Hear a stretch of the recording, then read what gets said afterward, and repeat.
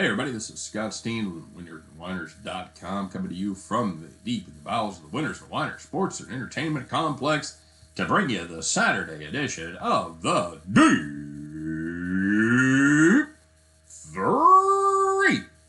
As always, you know the drill. If you're having some fun digging what we're doing, you like the Deep-3, smash that like button. We appreciate the effort. Subscribe to our channel, get notified whenever we go live, whenever we put up new videos.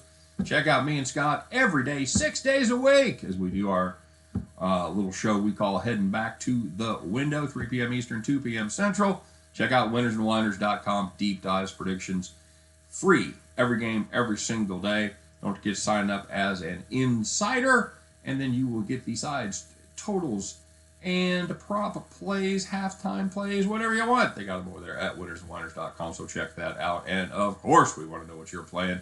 Whatever plays you got cooked up for today. I know you got some winners out there. A lot of college basketball, a lot of college football.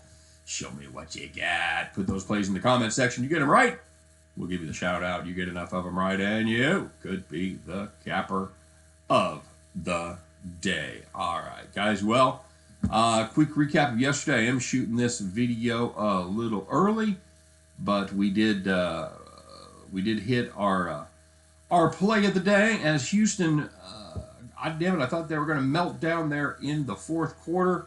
The targetings, the unsportsmanlike conduct, the coach going nuts. But they somehow righted the ship and covered the number.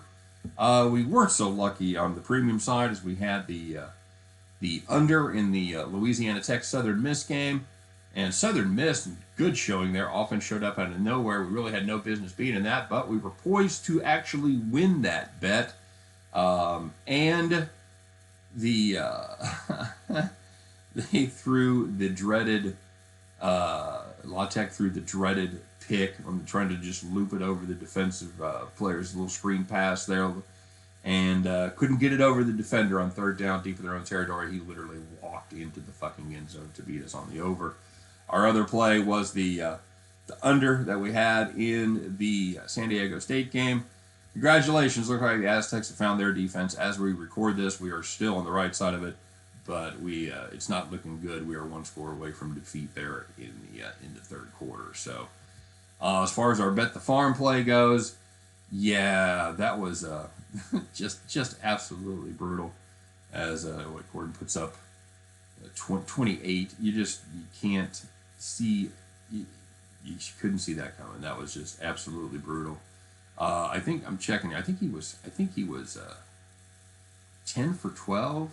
Yeah, he was 10 for 12 from the floor and put 28 points up. That's hard to say one guy beat you when your total doesn't come in, but that was pretty much the case right there. So, not the best day for the home team, but you know what? We're looking to get well, and we're looking to have a big day today. So, we're going to take a look and see what we got cooked up for the Deep-3 today, kids. We're going to start it off in the American, with the Sun Belt playing Liberty. That is Louisiana. They travel to Liberty. You're welcome, Scott. Liberty -4. A very solid Cajun team. Just one loss this season. That they've been a little bit overvalued by the bettors, going just 4-6 against the spread. They're even worse on the road, going just 1-4 ATS. Liberty, frankly, despite the fact that they don't have as good a record as Louisiana, they are a better team on both sides of the ball. Fight me. They both run for about 200 yards per game. But both these teams run for about 200 yards per game. But the big difference is at quarterback. Malik Willis and Levi Lewis, both of those guys will be playing on Sundays. The difference is Malik Willis is going to be doing it in the NFL. Levi Lewis is going to be doing it in flag football rec league. So Levi Lewis, he may be in Canada. You know what? He's a good kid. He's a good college quarterback. Player. Malik Willis, yes, he will be. The biggest difference outside of the quarterback position is on the defensive side of the ball. The Flames playing really good defense right now, allowing just 3.6 yards per play at home. That is the second best mark in the nation. Liberty, at home, and Liberty also gives up 3 yards per carry per play or against the rush. Man, you think I could read my own shit? I guess up 3 yards per carry at home. That's 14th in the nation. What they're going to do This is a Louisiana team that would rather run than throw the ball. Liberty's not going to let them do that. They're going to stack the box. They are going to dare Levi Lewis to beat him with his arm. Spoiler alert, I don't think he can do it. Give me Liberty minus the 4. And if you guys listened to the show yesterday, you knew what side of this one I was going to be on. We're going to take SMU plus 10 over Cincinnati. Bottoms falling out of that. Start opened up at 12, now down to 10. I still think there's value there with the ponies. You know, here's a newsflash, kids. I don't trust this Bearcat team, at least to cover. They played with their food for 4 straight weeks when it was absolutely imperative that they went out there and won with style and panache. They did nothing of the sort. Hell, they needed 2 separate goal line stands at the end of the game to get past Tulsa. They've had big numbers to cover. They've all been 20 plus. They're still moving the ball, okay, but here's the deal. They're not finishing drives. They're either getting field goals instead of touchdowns, or they're turning the ball over on downs, and they're just not able to finish off the drives with touchdowns. They also aren't getting enough big stops on defense to get their defense off the field. Now they face the best quarterback they've seen all season. Yes, I know they face Notre Dame, but again, Tanner Mordecai, I think, is the best quarterback they're going to see all year. They SMU 8th in the country in passing yards, and they do a fantastic job of keeping Mordecai clean. They give up sacks on just 2.98% of his dropbacks. That is also good for 8th in college football. Now, until the Bearcats, a team that we all loved, made us a lot of money last year, early this year, and all of a sudden they kind of hit the wall starting with Navy. Until the Bearcats proved that they've got that eye of the tiger back. I'm very sorry. I'm going to keep fading them. Give me SMU plus the 10 points. And we're going to take a look as one of the absolute worst teams in the country travels up to New York to take on the Army Fighting Cadets there. Cadets taking on UMass, and they are a 35.5-point favorite. No, I don't love the hook. Keep an eye on that. See if you can grab it over that obvious key number 35. But here's the fun part about Army. Despite running the triple option, the Cadets can actually score some points. They score 32.9 points per game, and they are even more impressive at home, where they put up 42.3 points per game.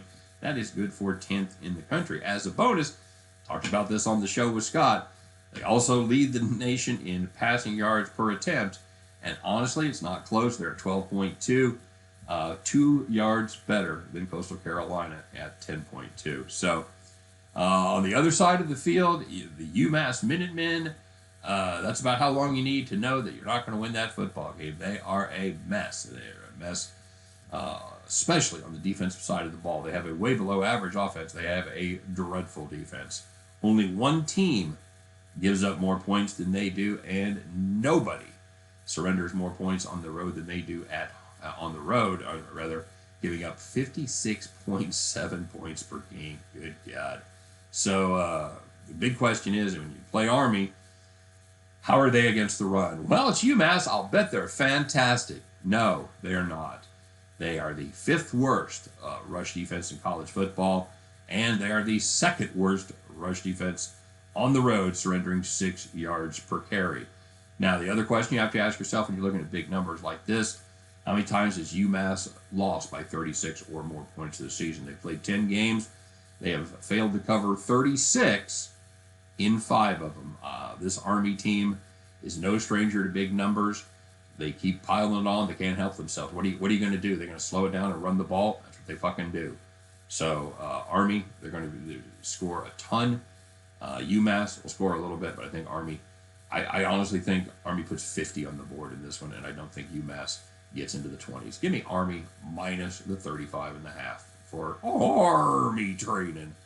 We're going to play Army minus 35.5, SMU plus the 10, and Liberty minus the 4 points. The end of those 3, you guys can join me as we pick up our winning tickets and head back to the window.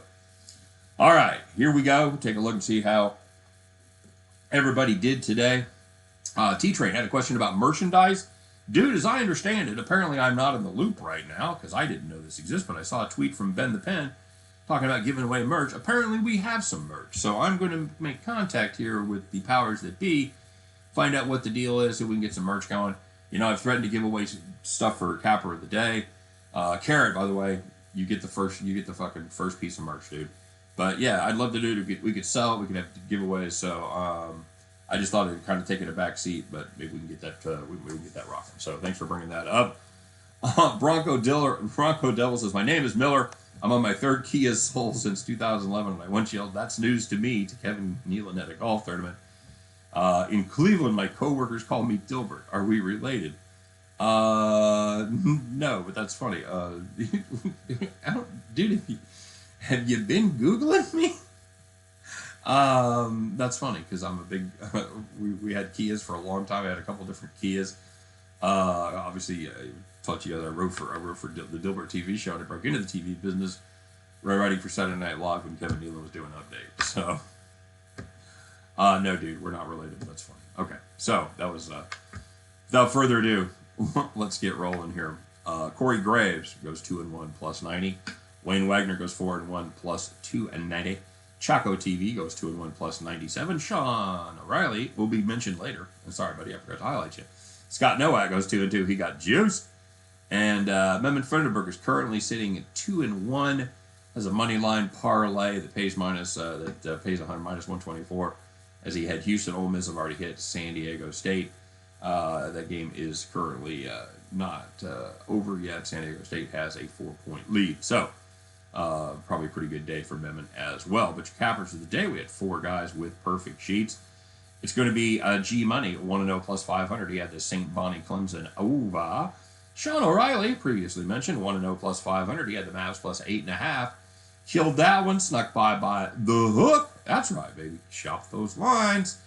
Michael Parker, 1-0 plus 500. Speaking of shopping those lines, he had Charlotte minus 1.5. That was a 3-point win. And Max Garcia, cha-ching, take this play to the bank. I know it's probably pretty juicy, but it hits a lot. It's Blake Griffin under 1.5 threes. Here you go, Max. Here's some more free money, buddy. So he goes 1-0 plus 500. So your cappers of the day, G Money, Sean, Michael, and Max. Congratulations to you 4 because you guys are the cappers of the day. And well done to the rest of you. Got the weekend set up in good shape. Let's go execute the rest of that plan and make a shit ton of money today. What do you say? You guys have a great day. Thanks for watching. Don't forget to check us out a little bit later today. We'll be doing our NFL show, 3 p.m. Eastern, 2 p.m. Central. Until then, you guys take care. Bye-bye.